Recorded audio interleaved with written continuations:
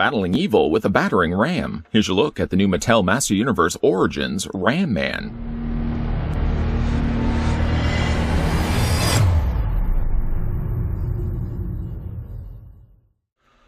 Modernizing and celebrating the original 80s Master Universe action figures, Master Universe Origins gives you the power to pose Eternia's greatest warriors as retro-style figures, or in the new action-packed battle positions.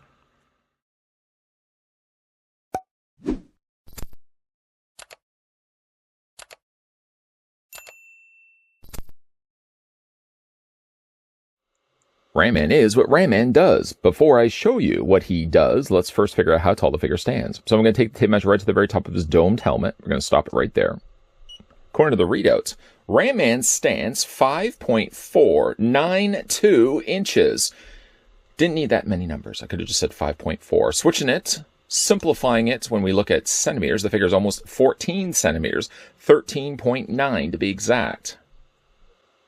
And I'd like to thank neighbor Phil for taking the time, picking up Ram Man and delivering it to my doorstep. Thank you very much, Phil. Before we get, of course, a closer look at Ram Man, I know I already had said that before. Let's get some size comparisons going. We can bring in He-Man.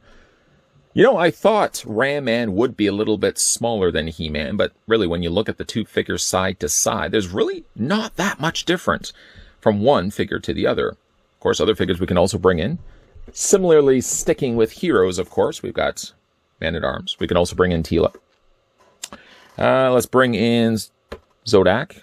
And we just recently had a look at Roboto. Boy, it's almost like I had all these planned and lined up in front of me. I did. I totally did. That gives you a good idea of how Ram Man stacks up with some of the other masters. Again, he's really not that much shorter than I really thought he would have been.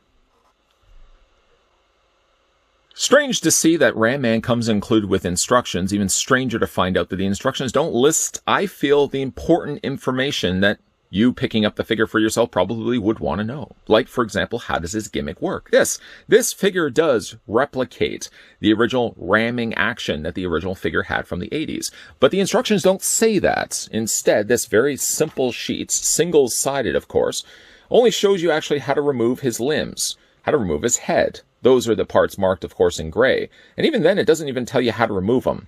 It just says remove and swap parts. I feel like it's a bit of a waste material to print this off and include this with the figure. I guess if you wanted to remove his arms, but the arms are pretty straightforward, so is the head. I would have, again, understood if they had probably wanted to include the gimmick, which does list it on the back of the packaging, but very, very vaguely. I'm going to do my best to show you in this review. To come also include with the figure, he gets himself a mini comic. Let's go ahead and pick that up right now. So it happens to be also the same mini comic that we got included with the Battle Armor He-Man and Battle Armor Skeletor, respectively. To note, though, on the inside of this comic, again, there's no wording, there's no dialogue, there's nothing happening on the inside. And this was picked up from a Canadian Walmart. Again, I don't know if they're just simply dismissing all the dialogue and everything else that would come included with these initially.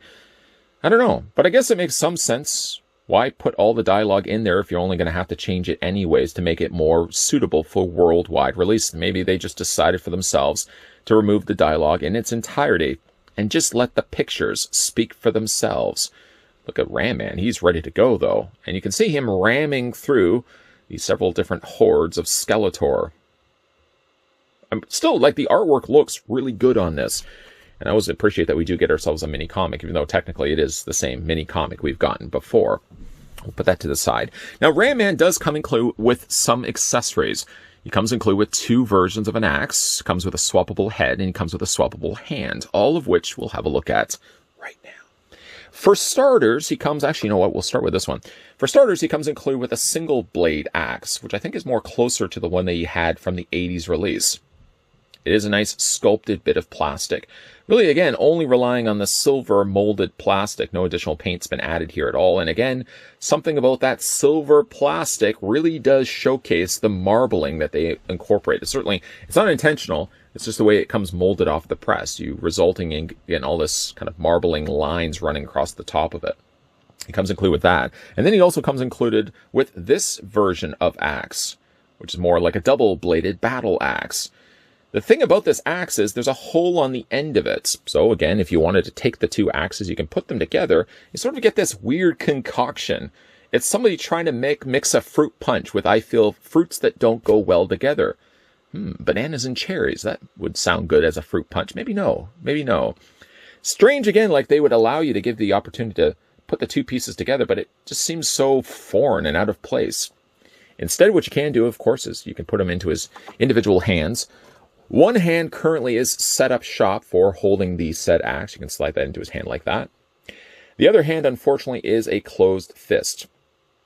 I don't even know why they would have included a closed fist and then give you an alternate open grabbing fist. I feel like the plastic could have been easily just saved and remove this fist altogether and just give you two clenching fists, two grabbing fists. But anyways, we're going to go ahead and just pop the hand out. Wiggle, wiggle, wiggle, wiggle, wiggle, pop that off. And then we'll just go ahead and replace it with the other hand. Strange, again. Like, why would they even take the time to give you an extra fist? I don't know if necessarily if I got the figure as is, just out of the packaging, with the hands looking like this. I don't know if I would feel disappointed and say, oh, I wish we could have got a closed fist. No, I would have not said that. Anyways, you can go ahead and take the other axe, pop that into his hand like that. This one's a little bit harder to get in there, but there you go. I feel like one axe would be more than enough for Ram Man, considering he does have a gimmick as well. But if you are somebody that prefers to have your figure dual blading dual axes, well, there you go. You can do that as well. The other thing interesting about this particular figure, let's go ahead and remove those axes from his hands quickly, is he does also come with a swappable head sculpt. As you currently see right now, he has the open portrait, but if you do want something a little bit more closed up shop, a little bit more similar to maybe a knight, for example, with a closed mouth guard, he comes with this option as well. Now, personally speaking, especially for me that enjoyed the original Ram Man, I would probably go with this look myself. But again, you do have the option available if you do want to swap up shop. Being that this is a deluxe figure, sort of has to delegate or justify, I suppose, the additional price point, because these figures, the deluxe version figures, are going to be a little bit more expensive than the original basic class figures. So that's basically what it looks like with the swappable head sculpt. Again, just in case you missed it, don't worry, it wasn't going very far. This is what the alternate head sculpt looks like. Again, I like this one. You may like this one, but I like this one. So what I will do, I think, for the rest of this review, being after all I'm the one that's recording, I'm going to go ahead and pop this head sculpt off. Again, I'm so glad they included instructions, because I would have been totally lost as to how to remove the head. That's sarcasm. Go ahead and just pop that off and replace it with this head sculpt right here. This is all generally a pretty soft, pliable plastic, so getting your hand in there to remove the head isn't that super difficult. If you want to remove the arms, however, you're just going to have to kind of lift underneath the shoulder piece and just pop that off. So if, for example, you want to have He-Man with big giant arms. Oh, wait a minute. Do we have an idea forming here? Let's go ahead and pop the arms off of Ram Man. We'll grab ourselves He-Man off the far corner. Go ahead and pop off He-Man's arms, and let's just put in Ram Man's arms. I'm going to keep the other He-Man arm in so you can see the difference between the two. It's a bit strange. It is a bit strange, but it does give you, again, the idea that you can mix and match parts from all the figures to build your very own figure. If perhaps you want to give He-Man even bigger muscular arms, yeah, you can go ahead and do that. Just pop that off of Ram Man. Let's go ahead and put that back in place. I feel sort of bad now I've popped off his arms. Let's go ahead and pop those back into place. Again, why instructions were needed to pull off this, I don't really understand. The gimmick certainly would have been a lot more appreciated, I think, to include on that sheet. Let me show you how the gimmick works. All you're literally just doing is you're compressing Ram Man. Can you see what I'm doing here? I'm just going to push him down, and he stays down good and small. And in case you're curious, let's bring in He-Man again so you guys can see the difference between the two. You know, again, if you like the idea of Ram Man being slightly smaller than the rest, ideally, just keep him compressed like this the whole time. And this sort of, I guess, plays then into the idea of him being more the retro-style figure, because, again, he's a little shorter and squatter. Anyways, though, to get the full effect of the gimmick, what you're then going to do, again, is push down Ram Man again, and he's going to pop up. That's it. Thanks for coming, guys. I'll see you guys next time. No, actually, there is still more review to go, but that is literally the only part of the gimmick that works. So just pop it down, pop it up. It's almost like the Pop-O-Matic bubble from Trouble. Anybody remember Trouble? I remember Trouble. I think the original figure, correct me if I'm wrong, had a little button on either the foot or up at the top of the skirting here that released the gimmick once you pushed it down. This is, again, just like the Pop-O-Matic bubble. It's Trouble. Anyways, getting a closer look at the head sculpt and sort of working our way down from here. I don't mind the head sculpt, though I feel like the eyes are a little squished. Like that helmet is a little too tight for quarters. Its poor little eyes are getting squished in there. The eyes are quite recessed, but at least to their credit, they're painted in decently with a nice dark black, as well as these caterpillars that are crawling across his forehead. Those would be his eyebrows. I do like the silver that they use for both the helmet and the rest of the shoulder plating here, the shoulder guard that he has. At least to their credit, they're all the same color, and they're not deviating from one another, the exact same silver. Some really nice detailing and texturing done to the back here. I do like all these little large rivet points here. That looks really nice and super sharp. Not a whole lot of paint, really, when you're looking at it. Again, this is probably painted. This is probably painted. But I gotta believe, like the lower tunic, as well as the legs, are all just the plastic, where possibly painted in this instance would have been the belt, would have been the front belt buckle, and of course the areas of the boots. I would imagine those would be the only things that would be painted on here. You know, despite the fact that he does have a gimmick working for, or in some cases against him, I'm surprised to find he actually does have some pretty decent posability, in the sense that he does have knee articulation. Unfortunately, it means that when it comes to moving his legs forward and back, you're sort of just relegated to this all being one piece. Like, this just shifts in and out. But at least he does have a knee bend, and you can rotate the legs. How much mileage you're actually going to be getting from that is probably slim to none. But I guess if you wanted to, you can swivel those feet outward. Speaking of articulation scenes, we're already sort of in that territory anyways. For Ram Man's articulation, his head rotates back and forth. Depending on how far in you've got that helmet will sort of result in having the helmet slightly squishy. You do have to kind of bring it out in order to be able to move his head back and forth this way. Yeah. Ooh, ow, that's squishing the plastic. Head moves up, the head moves down. Again, like it's really sunken in there, but at least it gives you the option to bring the head out and be able to swivel it back and forth, because I think the original Ram Man, this was all just one piece. You couldn't do really anything with it. As for the arms, as you can see, it can be popped out. We already looked at that before, but you can also bring the arms out fully past the point of a 90-degree angle bend, beyond and reaching out to the stars. You can also move his arms all the way around, although this, of course, even though it's soft plastic, and I really want to say this, it is super soft plastic. It does limit still what you can do with bringing the arms forward and back. He does have a bend in the elbow. That's the case actually in both arms. You can rotate the forearms this way, and you can also rotate the hands all the way around as well. He has no waist articulation. Basically here down to, well, I guess the knees is all just molded plastic. He doesn't have any waist swivel necessarily, but again, he makes up for it for the fact that he does have knee articulation, but really, you're not going to be able to pull off too much with it. At the end of the day, you've got yourself a Ram Man who's very much similar in the way that the original 80s Ram Man does. I mean, in the sense that he does have the working gimmick. Again, it's just going to sit there, waiting for you. I know you're just sitting back. You're like, is he going to press it? Is he going to press it? Is he going to press it? Yeah, until then you decide for yourself to pop it up again and send poor Ram Man off in the distance, hopefully towards some moving target. If not, poor Ram Man's probably going to just fall off your table and onto the floor. Much respect to the folks over at Mattel for keeping the vintage gimmick intact for their release of a new Ram Man.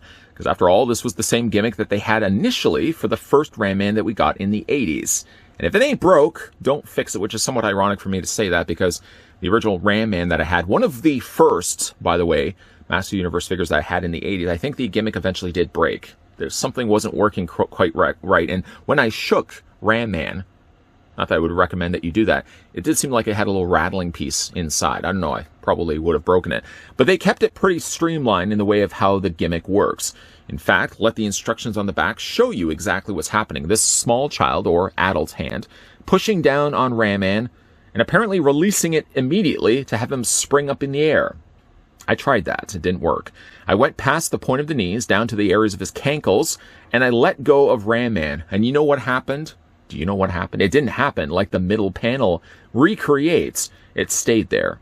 I had to push down the Pop-O-Matic trouble bubble again for Ram Man to spring out in the air. So even though the instructions are pretty straight, clear, and to the point on the back of the packaging, and nowhere included with the figure, because of course we get how to remove joints, it doesn't really work that way. You have to push it down a second time. Maybe I'm doing things wrong. I seem to understand, I think, the idea of pushing something down and letting it go.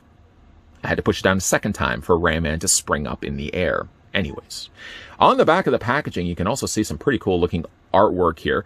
I see Ram Man ramming what seems to be the Roton, with Fakor piloting it. Hopefully that's a bit of a tease of what we're going to be getting for future figures. Skeletor in the back, that's nothing new. Sorry, Skeletor, you're still cool, but nothing new there. But I'm hoping this is an advertisement sneak peek at some of the things that we're going to be getting in future waves. I would be down with the idea of getting a Roton. Never had one as a kid. And I'd be definitely down with the idea of getting a Fakor. You know it's going to happen sooner or later. Down below at the bottom of the packaging, there's also the other figures that make up this wave. The only figure I've yet to find and pick up is Clamp Champ. Clamp Champ, who makes up another one of the deluxe release figures that give you some other things going for them that increase, of course, the price point. Big thank you again to Neighbor Phil, who kindly picked this up and delivered it to my doorstep. He literally walked over, dropped it down. I don't know if he rang the doorbell because I wasn't home at the time. He could have maybe surveyed my front lawn to compare his lawn to my lawn and see who had the better front lawn. But thank you again, Neighbor Phil, for dropping that off, and you really came through. I've got myself a Ram Man, which is, again, one of the first, possibly one of the earliest Master Universe figures I had in my collection. Never had a He-Man right away, but I had a Ram Man and I had a Zodak. That's the way my collecting was when I was a kid. Lots of stuff coming your way, guys. So if you are enjoying all the content you're seeing on this channel, be sure to hit the subscribe button down below. Turn the bell notification on, and yeah, come back to this channel regularly, because not only are we going to be looking at other stuff, but if you are someone that's enjoying the Master Universe line like I'm enjoying Master Universe Origins right now, there are going to be more Masters of the Universe Origins, which I guess is it Muto? Masters of Motu, Masters of the Universe Origins. Now it's sort of like Mao Tao. I don't think fans are going to be calling themselves that anymore. But lots of stuff coming your way, guys. So as always, thanks for watching. See you guys next time.